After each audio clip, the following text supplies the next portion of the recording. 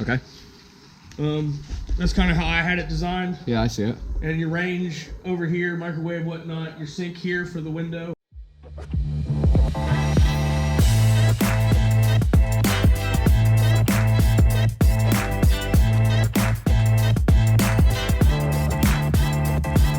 All right, we are gonna look at this house. Tom. Brandon, how are nice you? to meet you. What's up, bud? Jesse? Oh, looks like somebody decided I needed a TV. They dropped that off? Yeah, who knows? You know, it's Christmas. They're just giving stuff away. How long have you owned this for? I don't know. I got it sometime at the beginning of the year. I've actually got pictures on my phone. The reason I'm asking why he's owned this property is because I saw that there was another name on title. He ended up contacting us, and I saw that the name on title was a different name that's meeting us at the property. So ultimately, I was really just trying to find out whether he was actually a wholesaler. I wanted to make sure I was dealing with the actual principal owner of the property or what was going on, and he's the husband of the wife that owns the property that's on title, and I just needed to clarify all that. I ended up getting this lead actually from we have a magnet on one of our vehicles, and if you're trying to get some houses, people to call you to sell their houses, having magnets on the actual side of on your side of your vehicles, that's one way. He ended up contacting me, and this house was actually hit by lightning. And what he did was he bought the property, he's fixed it up, and what he's done is well, I should say, he bought the property, he's framed it, and the house is kicking his tail is what's going on, and what he's wanting to do is just sell it and sell it for what he has into it without his labor that he's placed into this. Okay, so let's look at some more here. Yeah, it's right there. That's the main. The main drain. The only challenge that I'm worried about is that the drain is probably clogged up from all the debris and all that type of stuff. No. All this flooring was here while I did all the tear out. Oh, okay. You know, I had to have wheelbarrows rolling. But anyway, so your laundry is now going to be there. Yeah. Which makes way more sense. Yeah. Kitchen in here. Kitchen, I figured cabinets here. This right here is your window for above your sink. Okay. There's your back door. I figured refrigerator here. Okay. With cabinet. Okay. And you probably put an island right off of here. Okay. Is what I thought for eat-in. Okay. That's kind of how I had it designed. Yeah, I see it. And your range over here, microwave, whatnot. Your sink here for the window. And then your laundry over yonder. Okay. And this was the master. Now what he's doing at this point in time is he's telling me about the project. Ultimately, he's the one that's owned this house. It's sometimes when you're walking into a house and you're dealing with this, it's hard for you to see, like, how was the layout of this house. So I looked at this house the day before we actually met, just because the back door was open. I might as well just walk through. And there was some questions on what is what. Where's this room? What is this room? See, like right now we're looking into this room right here, and what he's doing is he's telling me that at one point in time, it was all it was is just like a hallway, and you would just walk through and you just kind of had your attic space, but now it's converted into basically living space at this point, and he's explaining to me how he wants to actually like set up this room into turning this into another master bedroom. So there's actually 2 master bedrooms. I'm having conversations with him right there, just turning that into actual like closet spaces, and then how he planned on actually running the actual drains.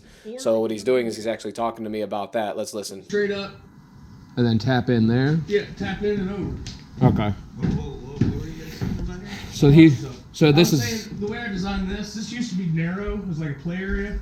And I went ahead and made it wider. There's an opening right there for a window. I was thinking 5-foot tub, double vanity, toilet, linen closet, back side of it, big closet for master. Rest of it is a master bedroom. And this is a hall. To right here, you have your door. Yeah. I mean, because you could run your drains through the actual 2x8s here. Like yeah. The drains can come from the laundry up. They can come from over here up. Yeah.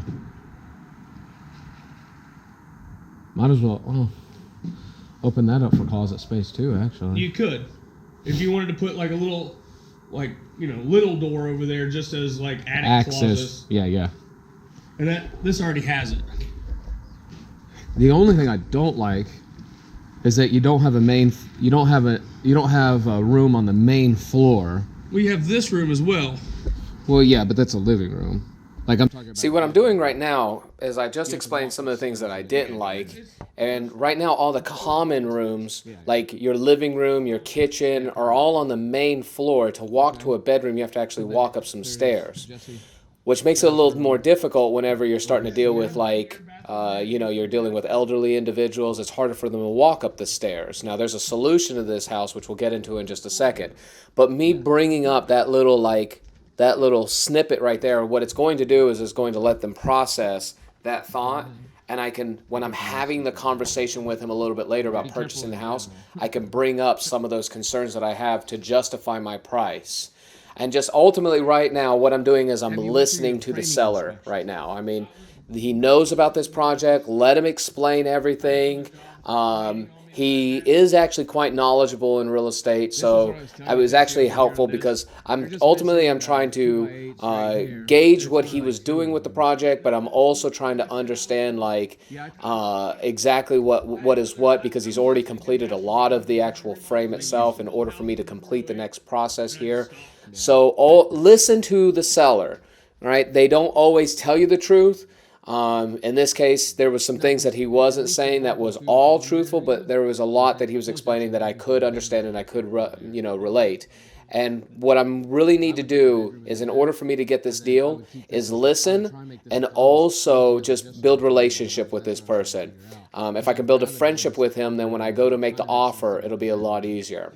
Now, what you're seeing right now is there's an addition in the back of this house, and me and Jesse are having a conversation on exactly what are we going to do, and we're going to turn this into an actual mother-in-law suite. So this is on one floor, and what we're trying to do is just kind of, because it's got a concrete slab, we're trying to figure out exactly how are we going to tap into the plumbing system, because we have this concrete slab, and then how do we turn this into a common area. So is this, the room that we're standing in right now, is that going to be a bedroom? Or do we turn the next room into a bedroom and then figure out our kitchen and our bathroom and all that? Because if I can add this, if I can turn that extra square footage into actual living space and turn that into like a mother-in-law suite, I just jumped up my price.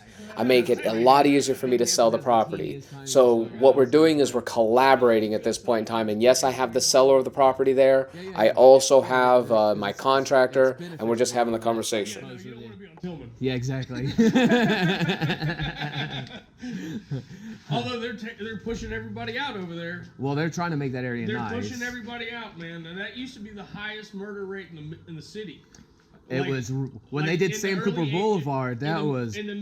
In the early 80s, mid 80s, that was worse than Dixie Homes. Yeah. Downtown. Yeah. So right now you can hear us just having a conversation, and what we're doing is we're laughing about another area that I actually like a lot, and he's telling me that he has a property in that area. And what we're doing is we're laughing. Immediately when I started noticing he was laughing with me, I knew that we were striking up a deal because we're having a friendship. Ultimately, that's my goal is to build rapport with that seller. If I can build rapport with the seller and we're joking and having a conversation, then when it comes down to me actually making an offer, it becomes a lot smoother and a lot easier. Yeah, we're. You know what I'm saying? Let's look at we got to look at the exterior as well. I did see that there is some exterior that still needs to get done. Oh yeah, no, I hadn't even. I started inside out. What are you thinking on the outside? Doing like party board or something like that? I would just put masonite or hardy board. If I was written it, I'd put. Oh no, yeah, don't do this guy. It's cheaper. Like that's masonite. Is it cardboard? It's easy to paint. So it's easy to paint. It's cheaper. It's easier to install. You don't have as much waste. Like I'd put masonite on it just because you can slap it up. If you notice there, he had said something and he goes, "You're not going to hurt my feelings either or. I know what it is." So he's recognizing that this is a big project. And he's recognizing that if anybody's going to be taking this on, they've got to know what they're doing. So I'm dealing with a seller that's reasonable. I'm already sensing that he's understanding. He's understanding of our position as a business, that we have to be profitable. These are the type of sellers that I really like working with. And right now he's talking to me about the siding and what we've got to do to get the siding of the house where it's going to be affordable. That way we can sell this thing as well. So I can immediately, at this point in time in my head, I'm actually figuring out we're going to probably be able to strike up a deal. Ultimately, I'm buying from that seller. If I'm having a problem with the seller and they're having a hard time having a conversation with me on the project and what's going on, then I'm not going to be able to understand what I've got to do next to make money off of the project. And what he's doing is he's giving me, enough information that's making me feel comfortable. Now, if you notice, there's the addition to the side here, and it's a little wonky, but we can turn that into a mother-in-law suite, and luckily that right there it's on the same level, and we could turn a pathway around the house and actually set it up so that way that this is actually has its own access without having to have any stairs involved. So the main house, all of the bedrooms do have their own, like you have to walk upstairs to get to the bedroom, but in that house on the side here, that one can be all on one level. The conversation that we're having right now is just trying to figure out what are we going to be doing as far as HVAC, because as big as the house is, it's not going to have one unit. It's going to have two separate units in order to make sure that mother-in-law suite is actually being heated in air, and then also the top unit. But my biggest fear right now is that the electricity, just to run electricity, is going to be a fortune. And you're about to see me in just a second actually pull out my calculator and pull out the calculator, and you're going to see that I'm actually going to run some numbers. And my number that I ran on my electricity, I'm not too happy about. Okay? Watch. 2-ton system, 4-ton system, or 3.5, 2, however it plans out with the, like, any builder will tell you 750 square feet per ton. Any heat and air guy will tell you 500 per ton. Yeah, typically it's about 500. Because when we built them, we went on the 750, and then never enough. But it covered code. I'm guessing it's probably more like 3,300 square feet is what I was. That's where I was at. I was at 32, 33. 3,300 square foot. And even at 80 a foot, if you just put linoleum in here and carpeted the whole thing and didn't even bother to put laminate, you're at 75, 80 a foot. Do you know how much electrician would cost? All right, so now I'm running my numbers at this point, and I'm trying to figure out the square footage. The main house is recorded that it has 2,400 square feet, but the addition, I'm just guessing it probably is another 400 square feet, but he also has an additional square footage up in the where the attic was. And you can even see my face right now. You can see that I'm troubled by something right now, okay? And what I'm troubled by is that I'm thinking that I'm dealing with a 3,300 square foot house, and the electricity is going to run me around $18,000 is what I ran in my calculator just now. And the reason I came up with that number was as I ran $5.50 a square foot, which is what my electrician does for me. So your electrician may be a little bit different, but what my electrician charges me is around $5.50 a square foot. So if I go $5.50 a square foot times that by 3,300 square feet of house, I end up coming up with $18,000 is what it's going to cost me to actually put electricity into this house. So that was a bit troubling, and you could see it in my face. But later on, what I started realizing was, in order for my electrician to take on a project like this, that it's been a while since I've taken a project on that was, in the square footage range of around 2,800 to 3,300 square foot. All right, so we ended up getting cut off on the footage, and the reason is I'm still getting used to this whole YouTube thing, so I ran out of memory space, but I was trying to actually get an offer directly to the seller of the property, so that way you guys could actually hear how that was actually being offered, but I'm going to have to show that on a different video. But we did make an offer onto the property, and I got the contract. I'm going to run numbers with you on what I ended up offering on him, on the property. On the next video, I'm going to be meeting up with the real estate agent tomorrow, and we're actually going to be running numbers. I've already got preliminary numbers, but I'm going to share that for a different date, okay?